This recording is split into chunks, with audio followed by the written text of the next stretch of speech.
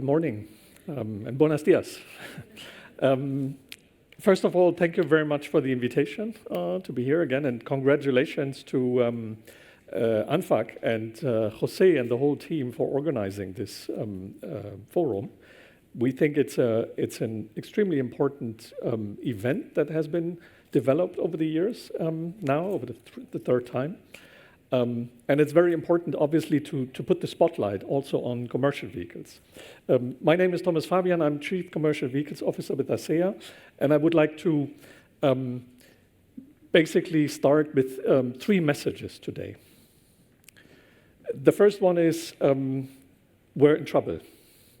The industry in Europe is under extreme pressure at the moment, especially the automotive industry, but that also includes, obviously, the commercial vehicle industry. There's huge risks, but that, in my view, oftentimes neglects that these risks also come with tremendous opportunities. And we need to be smart and we need to be fast to grab them. The second message I would like to start with today is the transition to zero-emission vehicles, to battery electric, hydrogen-powered vehicles, is not theoretical anymore. It's happening today. And again, if we're fast, we can grab the market. And the third message I'd like to start with is, and that may perhaps for someone that is based in Brussels and works a lot on regulation and policies, may sound a little funny. We need to step away from regulation. We need to step away from the regulation mindset. We need to focus on markets. The market needs to develop. And let me guide you through a few slides I prepared for today. So, as I said in the beginning, Europe's industry is facing the perfect storm at the moment. We're facing an industrial competitiveness crisis. We're facing increasing global pressure, and too often we also consider the decarbonization challenge, which is a huge challenge, as a huge risk. What we do need is a coordinated approach to manage this transition, stimulate demand, secure the supply chains, and accelerate industrial scale deployment. So, the perfect storm, but at the same time also huge opportunities here. This slide is already, might surprise you, is already 6 years old, and we're not changing it because it tells you that the industry is working in long-term cycles here. We, as the commercial vehicle industry, representing all of the major truck and bus manufacturers in Europe, we have committed ourselves to go fossil-free by 2040. So remember, it was only a few years ago when we talked about the climate neutrality in Europe and the climate neutral economy by 2050. This is not trying to, putting the 2040 spotlight here, is not trying to put additional ambition on this challenge, but rather to tell you if we really are serious about going climate neutral by 2050, it means we need to be fossil-free in heavy-duty trucks by 2040 because of the lifetime of the vehicles.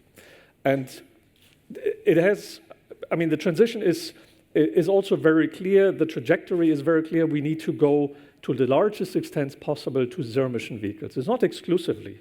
Nothing is exclusive in trucks. It is, and I believe it was mentioned before a few times today, unlike passenger cars, which face a lot of, where the market faces a lot of additional factors and challenges that govern the transition, heavy-duty trucks is a very simple business, actually. Either it makes sense or it doesn't. Either there is a business case for transport operators, for our customers, or there is not. And if there is a business case, everybody will do it. If there is no business case, why should anyone do it?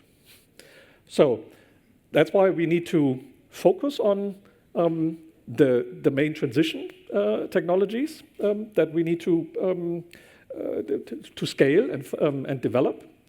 And unlike cars, perhaps also, we need this ecosystem. It is not only about the vehicles. We need the ecosystem to develop and support and enable this transition. We have about today, I mean, only about 5-6 years ago or so, we would probably not have said something like this, but the vehicles, the battery electric vehicles are not rocket science anymore. These are tremendously advanced and complex technologies, obviously, and that the R&D investments that are going into the sector are enormous.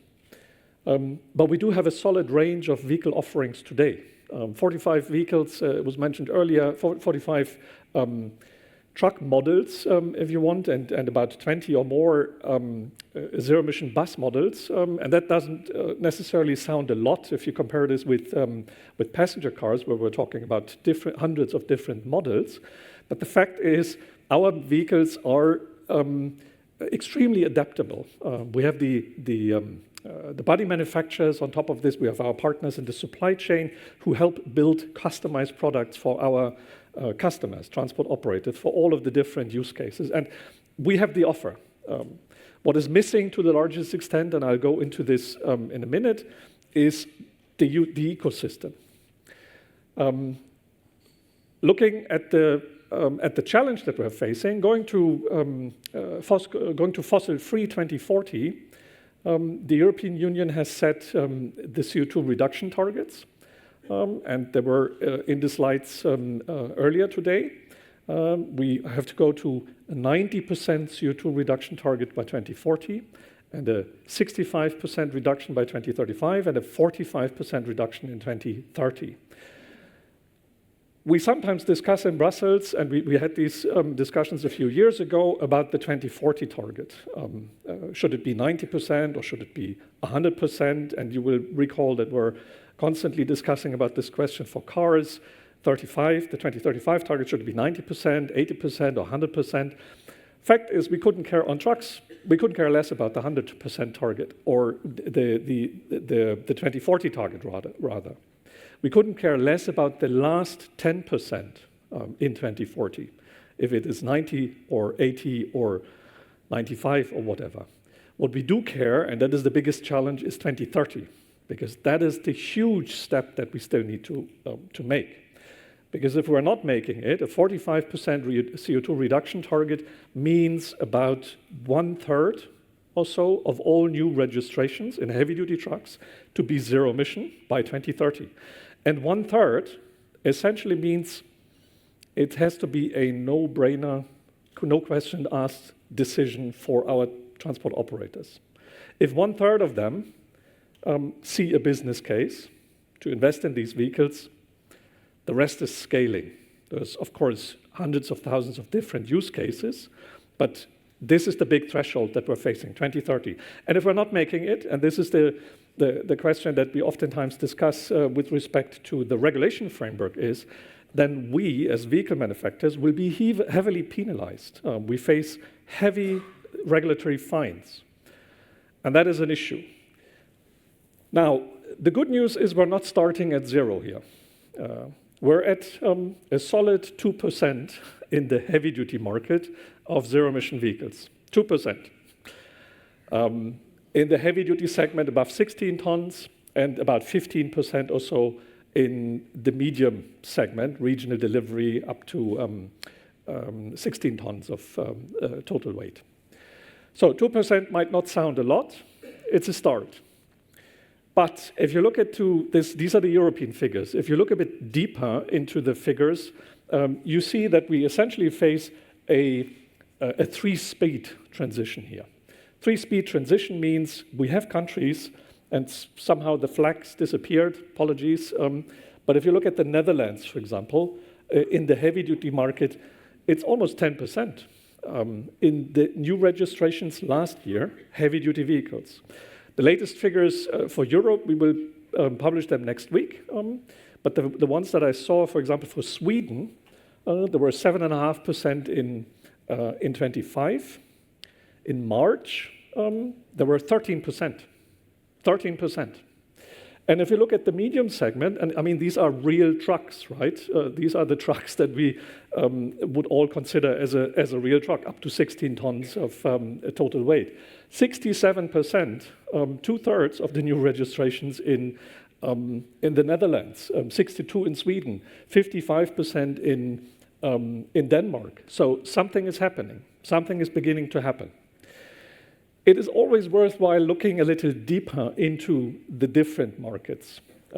Germany, solid 2.5% in the heavy segment, a bit better than the European average, about 14% or so in the medium segment.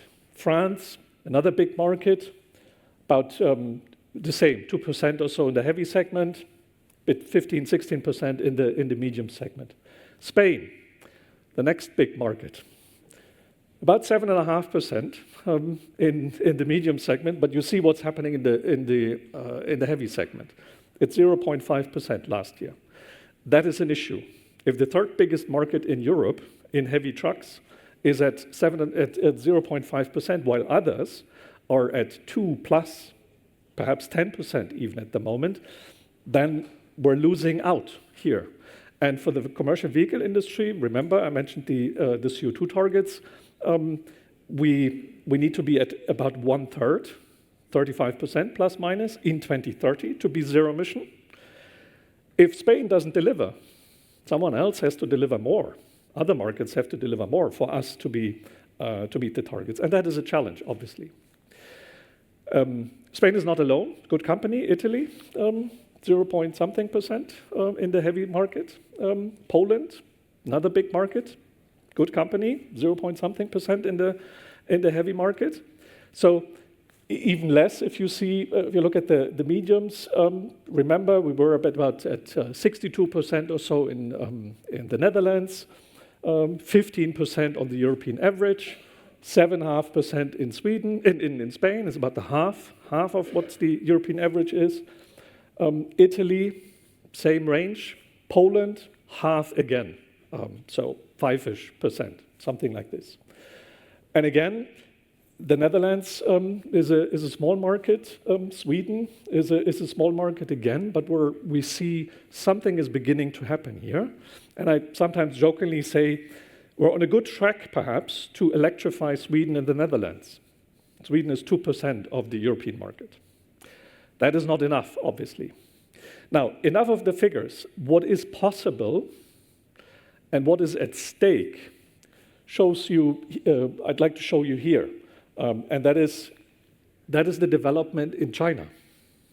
Because we're a global industry, and we have developed global market shares, strong global market shares. China is at about 50, plus minus 50% already in heavy-duty trucks. And they haven't done this, they're not doing this with strong regulations, they're doing this with enabling the ecosystem, developing the ecosystem, smart policies. And that is our challenge as a commercial vehicle industry in Europe, because what we need is a strong home market. We need a very strong home market to have to be able to compete internationally, globally. It was also mentioned before, obviously we're also facing competition here in Europe. Currently, the European truck makers command about 97% or so of the European truck market, 97%. 80% in the US, in North America, 60-something percent in North America, about 80% in Latin America, about 40-something% in Middle East and Africa, less than 1% in China combined. China, on the other hand, and here's only the bus figures, commands a significant market share in the meantime in Europe. So about 1/3 of all new buses are Chinese manufactured, assembled buses, and that is lost opportunity for our industry. It's even more striking if you look at the electric city bus market, so the city buses where public procurement dominates. So let me talk a few minutes about the enabling conditions, the ecosystem. What we obviously need is infrastructure, charging infrastructure that is dedicated to heavy-duty vehicles. Our estimates is, in order to meet the 2030 target, we need about 35,000 heavy-duty chargers in the next 4 or 5 years by 2030. In Spain, we currently have about 100 that are suitable for heavy-duty vehicles. If I remember correctly, we have about a dozen or less than a dozen that are actually dedicated for heavy-duty vehicles, public chargers. That is an issue. And you see the figures here. Spain, it's about 12, as you see here at the bottom, 12 chargers in brackets that are dedicated for heavy-duty vehicles. And that needs to develop fast. So what we need to do with respect to the alternative fuels infrastructure regulation in Europe, we need to scale beyond minimum. We need to get outside of this regulation and numbers mindset, if you want, that is constrained. Will we get by with just so many chargers, or will we need 2 more? So actually, for our customers to be able to invest in these vehicles, they need to have confidence that they can operate them and that they can operate them more profitably than the conventional alternatives that are currently running. So we need to make infrastructure a business, a profitable business. We need to ensure that the infrastructure is actually usable for heavy-duty vehicles, and it starts with the physical dimensions. A truck is 4 meters high, 450 sometimes. It's about 20 meters long, if you consider the trailer. This is what needs to be considered when developing the charging infrastructure. We need, with the upcoming review in the ACEA, update the technical specifications for heavy-duty charging, and we also need to make sure that hydrogen stays a second important pillar in the transition for the commercial vehicle industry. Another important aspect in creating the ecosystem is creating the business case, the total cost of ownership for our customers, and an important element in this are road charges. I know road tolling. I know it's an extremely popular topic. Anyone who faces the prospect of having to pay for using the infrastructure, especially policymakers, obviously face a huge backlash usually. But how are we supposed to make this transition just on the back of potential penalties for vehicle manufacturers if we're not also creating the enabling conditions? And with the Eurovignette, the European Union has implemented an important framework. It is implemented it's being made use of currently in 2 countries. 3, 4 more are beginning to implement it. But what about the other 20 member states where the Eurovignette road charges, where zero-emission trucks can be fully exempted from road charges? This creates a huge business opportunity. Why is this not being implemented, is the question. And these are just examples, and there's plenty more with respect to the myriad of business cases and applications that our customers see in commercial road transport. As I said at the beginning, it essentially needs 3 elements to make this transition successful. It needs the vehicles. That's our job as vehicle manufacturers. We believe we have a solid product offering on the shelves ready for deployment. It needs the infrastructure. We have a regulation framework that is in place. It needs implementation, and it needs faster acceleration. And we need cost parity, which also requires a permanent shift of the cost factors. And we're seeing currently, all of us are witnessing the volatility of fossil fuel prices with all of the geopolitical crisis we're witnessing. There is an opportunity, again, for the commercial vehicle industry and our sector at large, and Europe at large, to continue to lead this transition with this industry. But it also needs the painful decisions, and the European framework is largely in place. It just needs implementation on the member state level. Now, closing, let me again make three messages here. First, in order to make this happen, we need the ecosystem. We need to move much faster on the enabling conditions side. We need to scale up the infrastructure, public charging, but also depot charging. We need hydrogen. We need to close the total cost of ownership gap there to unlock the demand, strengthen demand drivers, for example, with the Eurovignette, as I mentioned, but also with the weights and dimensions. And there's negotiations going at the moment in Parliament in Europe. Fleet renewal, public procurement plays an important role for buses, but also for trucks. At the same time, we need to step out of this regulation-first mindset. We need to apply a certain level of pragmatism to the regulation framework. It is not about meeting the targets exactly in June or July 2030 or 31. It is about creating this business, creating this market. And that's why we also need to fine-tune the rules based on the real-world experiences and deployment where we see them developing. Of course, we need to maintain clarity and we need to maintain predictability for the industry and investment certainty, but that's what it first and foremost needs to be about, investment certainty. And the last point, I cannot stress this enough, put the market at the center, create the market, focus on real business cases, not theoretical pathways. Build momentum through scale, and again, the Chinese example, scale, scale, scale. Thank you very much.